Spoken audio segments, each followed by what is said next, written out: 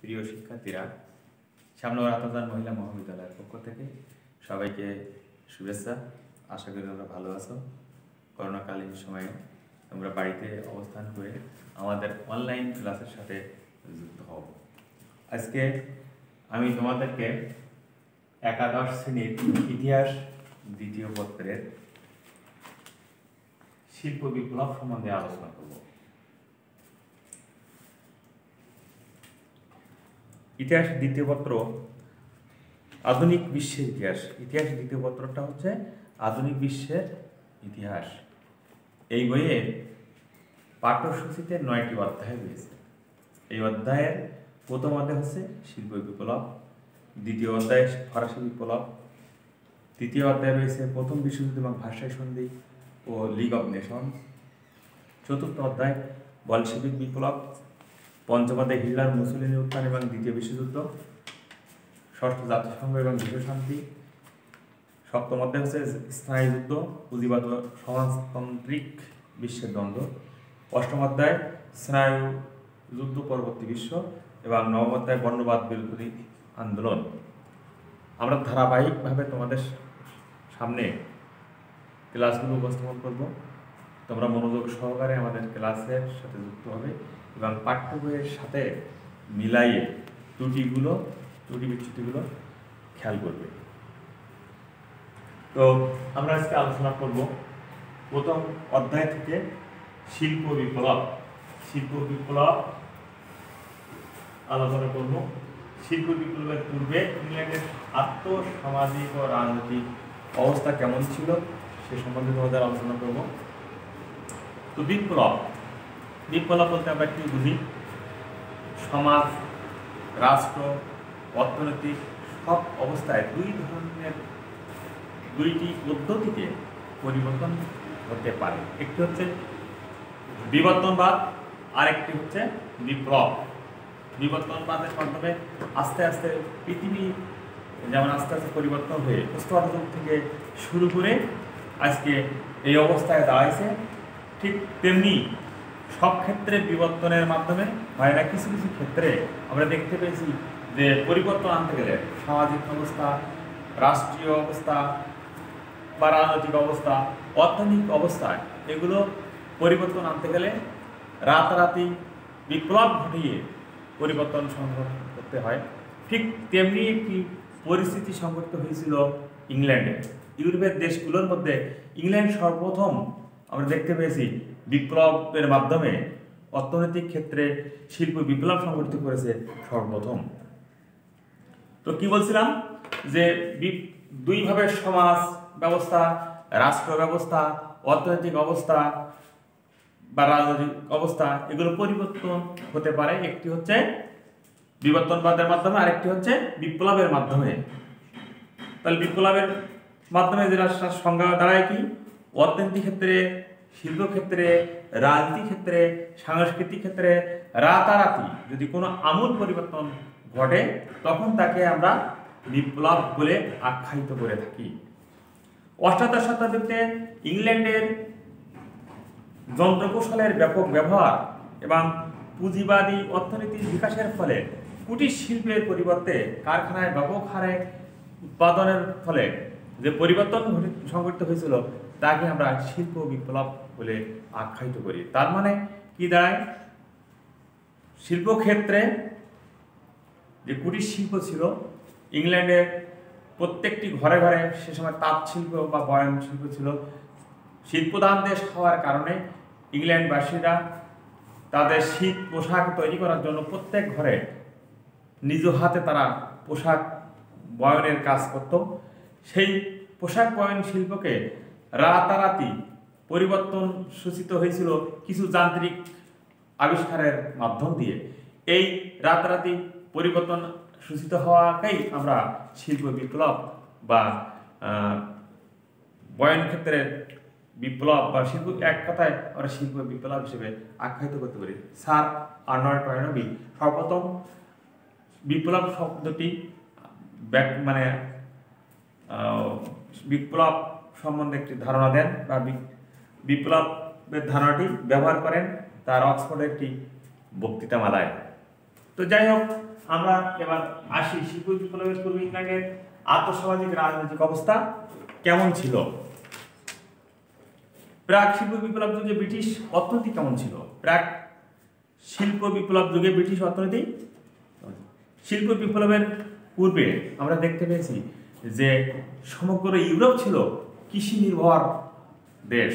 সমগ্র ইউরোপের দেশগুলো ছিল কৃষির উপরে নির্ভরশীল এবং সেই কৃষি পদ্ধতি ছিল প্রাচীন পদ্ধতি। তারা প্রাচীন পদ্ধতিতে চাষাবাদ করত। সে সময় কোনো যন্ত্রপাতির, আধুনিক কোনো যন্ত্রপাতির ব্যবহার ছিল না এবং তারা গ্রাম কেন্দ্রিক কৃষিকাজে তারা লিপ্ত ছিল। এই গ্রাম কেন্দ্রিক কৃষি কাজকে বলা হতো ম্যানর পদ্ধতি। এই ম্যানর পদ্ধতিতে তারা চাষাবাদ করত। 5 শতক থেকে 14 শতক 15 শতক পর্যন্ত ইংল্যান্ডের কৃষিতে এই ম্যানর পদ্ধতি ছিল। আমরা দেখতে পেয়েছি যে 14 শতাব্দীতে ইংল্যান্ডে ব্যাপক হারে দুর্ভিক্ষ এবং শীতে প্রচুর মানুষের প্রাণহানি ঘটে। কৃষি অর্থনীতি ঘুরে দাঁড়ায় তারপর থেকেই। তারা সেই পুরাতন ম্যানর পদ্ধতি ভেঙে বিচ্ছিন্নভাবে ছড়িয়ে ছিটিয়ে থাকা জমিগুলো একে অপরের সাথে বিনিময় করে একত্রিত করে বৃহৎ পরিসরে তারা চাষাবাদে আত্মনিয়োগ করে। শুরু হয় কৃষি বিপ্লব।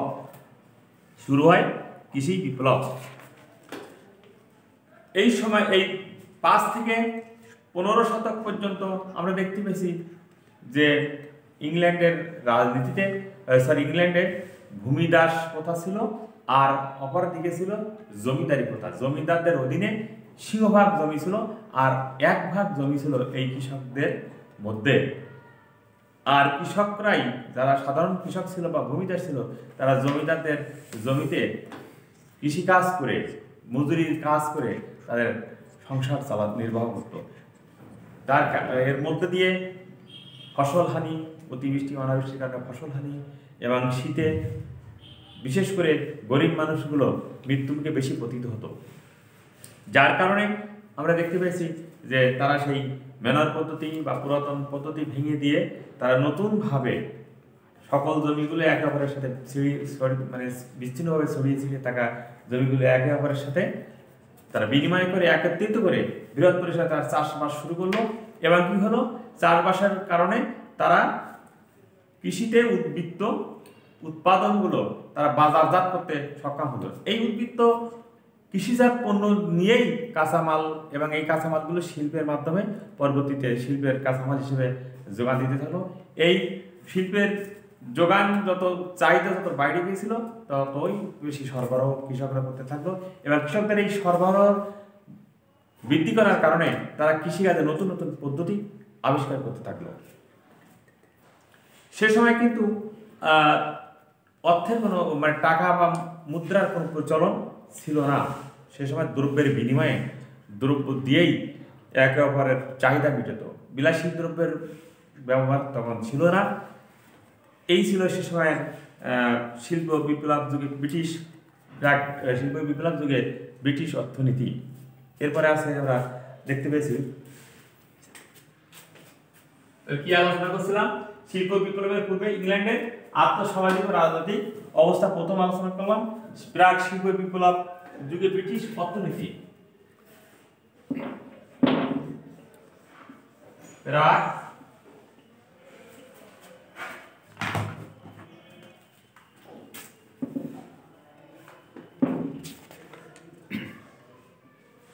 শিল্প বিপ্লব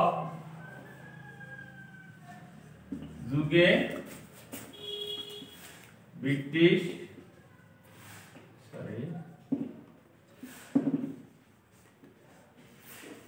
অর্থনীতি, এটা আলোচনা করলাম। 2 নম্বরে হচ্ছে সামাজিক অবস্থা।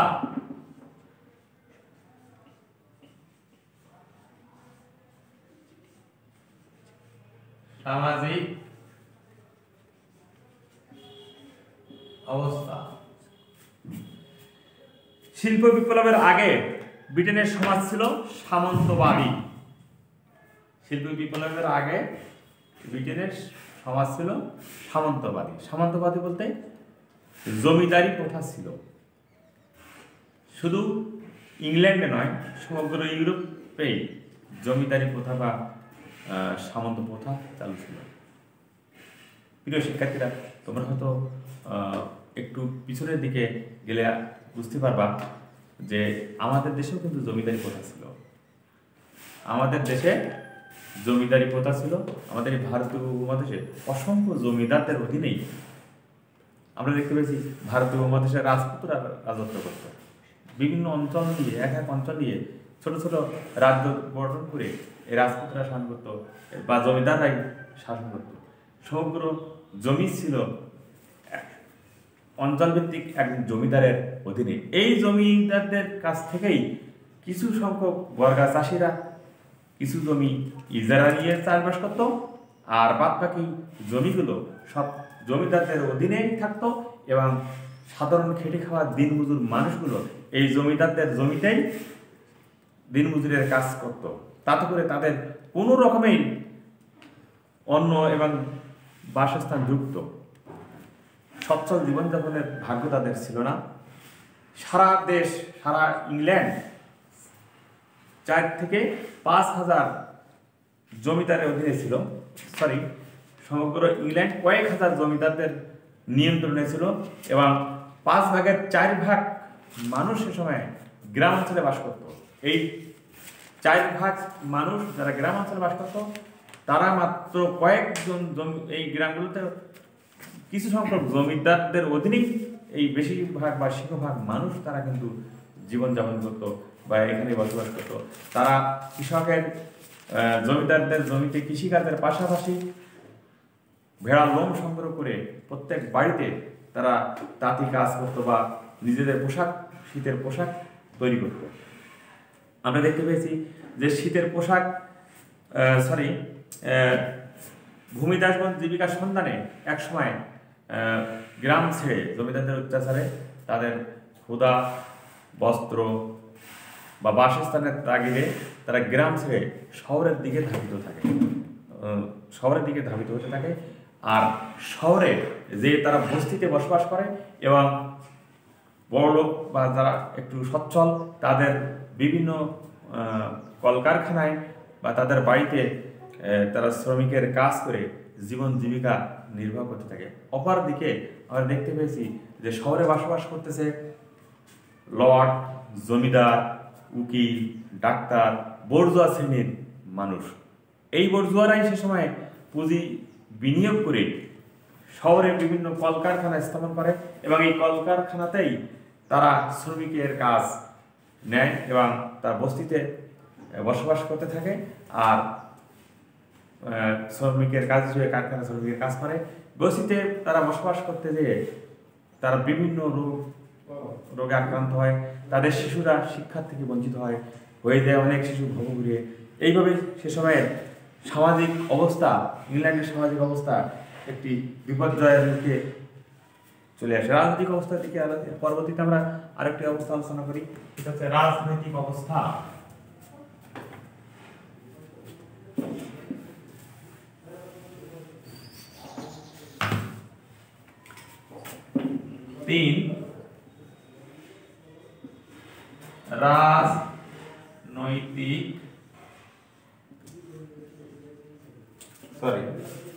রাজনৈতিক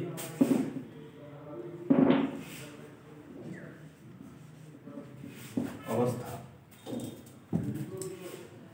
ব্রিটেনের শিল্প বিপ্লবের শুরুর অন্যতম গুরুত্বপূর্ণ সহায়ক ছিল অপেক্ষাকৃত অগ্রসর ও স্থিতিশীল রাজনৈতিক অবস্থা। ব্রিটেনে শিল্প বিপ্লবের শুরুর অন্যতম গুরুত্বপূর্ণ সহায়ক বিষয় ছিল অপেক্ষাকৃত অগ্রসর ও স্থিতিশীল রাজনৈতিক অবস্থা। আমরা দেখতে পেয়েছি যে ইউরোপের দেশগুলো যুদ্ধ বিগ্রহের লিপ্ত ছিল এবং একেবারে যুদ্ধ বিগ্রহ হানাহানির কারণে তাদের রাজনৈতিক অবস্থা একটি বিপর্যয়ের মুখে পড়েছিল। যদিও ইংল্যান্ড পার্শ্ববর্তী বিভিন্ন দেশের সাথে যুদ্ধে জড়িয়ে পড়েছিল, কিন্তু এই সকল যুদ্ধগুলো হয়েছিল ইংল্যান্ডের বাইরে, যার কারণে ইংল্যান্ডের অর্থনীতিতে এবং সামাজিক, অর্থনৈতিক এবং রাজনৈতিক অবস্থার কোনো প্রভাব বিস্তার করতে পারেনি। সবগুলো যুদ্ধবিগ্রহ বাইরে হওয়ার কারণে তারা স্থিতিশীল একটি পরিবেশ, রাজনৈতিক এবং সামাজিক পরিবেশ তারা বজায় রাখতে সক্ষম হয়েছিল। সপ্তদশ ব্যাপী 1640 থেকে 48 সালের গৃহযুদ্ধে পরে আমরা দেখতে পেয়েছি 1688-তে ইংল্যান্ডে গৌরবময় বিপ্লব হিসেবে আখ্যায়িত সাংবিধানিক ব্যবস্থা চালু করেছিল, যা ইউরোপের অন্যান্য দেশগুলো সে সময় কোনো সংবিধানের অধীনে দেশ পরিচালিত হয়নি। সে সময় ইংল্যান্ডের অন্যান্য দেশগুলো ছিল রাজতন্ত্রের তাই তাদের কোনো সংবিধান ছিল না। রাজার ইচ্ছায় দেশ পরিচালিত হতো, রাজার খেয়াল খুশি মতো তার ইচ্ছায় তার খেয়াল চাপিয়ে দিয়ে রাজকাজ পরিচালনা করতেন। অন্যদিকে ইংল্যান্ডের সমগ্র মানুষের অধিকার আদায় করে, অধিকারের দিকে খেয়াল রেখে একটি সংবিধান রচনা করে এবং একটি সংবিধানের অধীনে ইংল্যান্ড পরিচালিত ছিল, যার কারণে ইংল্যান্ডের সামাজিক অবস্থা একটি স্থিতিশীল অবস্থার মধ্যে ছিল, রাজনৈতিক অবস্থা স্থিতিশীল অবস্থার মধ্যে ছিল। সেখানে ছিল কোনো হানাহানি, মারামারি, কাটাকাটি ছিল না, যার কারণে শিল্প বিপ্লবের সহায়ক পরিবেশ পেয়েছিল এবং শিল্প বিপ্লব ইউরোপের দেশগুলোর মধ্যে সর্বপ্রথম ইংল্যান্ডে শুরু করতে সক্ষম হয়েছিল। একটি দেশের শিল্প বিপ্লব হওয়ার জন্য কতগুলো অপরিহার্য শর্ত প্রয়োজন ছিল, যেমন কৃষি উদ্বৃত্ত। একটি দেশের শিল্প বিপ্লব শুরু করতে গেলে কিছু অপরিহার্য শর্ত প্রয়োজন। সেই শর্তগুলোর মধ্যে আমরা দেখতে পাচ্ছি কৃষি উদ্বৃত্ত,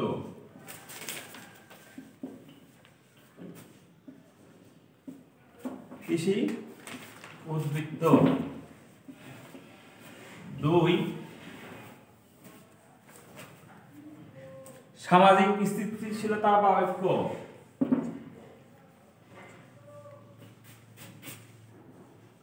সামাজিক স্থিতিশীলতা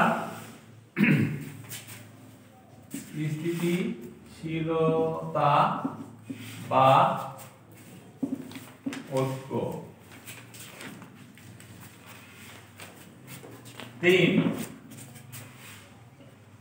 শ্রমিক শ্রেণীর উপস্থিতি।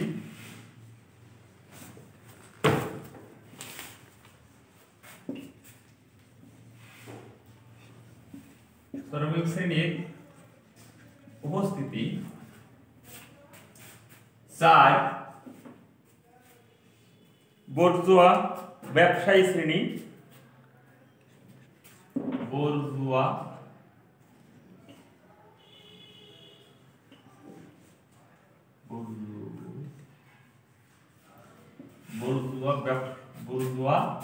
ব্যবসায়ী শ্রেণী।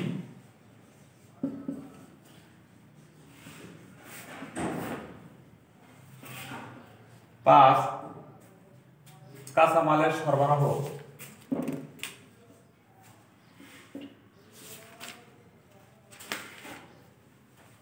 কাঁচামালের সরবরাহ। কাঁচামালের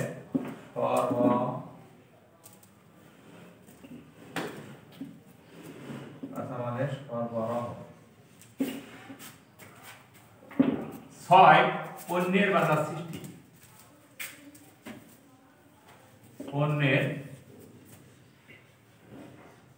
বাজার সৃষ্টি। শিল্প বিপ্লবের জন্য আগে দরকার কাঁচামাল, সামাজিক স্থিতিশীলতা, ঐক্য, শ্রমিক শ্রেণীর উপস্থিতি, ব্যবসায়ী শ্রেণী, কাঁচামালের সরবরাহ, পণ্যের বাজার সৃষ্টি। সামগ্রিকভাবে এই অবস্থাগুলো সে সময় ইংল্যান্ডে ছিল। আমরা আগামী ক্লাসে এখান থেকেই আলোচনা করব। এই পয়েন্টগুলোর আলোচনা দিয়েই শিল্প বিপ্লবের কারণ, শিল্প বিপ্লবের সংগঠনের জন্য যে যান্ত্রিক আবিষ্কার, যন্ত্রশিল্পের আবিষ্কার এবং শিল্প পণ্য বাজার সৃষ্টি, কোথায় কোথায় বাজার তারা সৃষ্টি করতে পেরেছিল, সে সবগুলো ডিটেলস আলোচনা করব। আজকে এ পর্যন্ত। আমাদের সাথে থেকে তোমরা অনলাইন ক্লাসে যুক্ত হয়ে ইতিহাস সম্বন্ধে সব ধারণা লাভ করো। এই আশাবাদ ব্যক্ত করে আজকে এখানে ক্লাস শেষ করছি।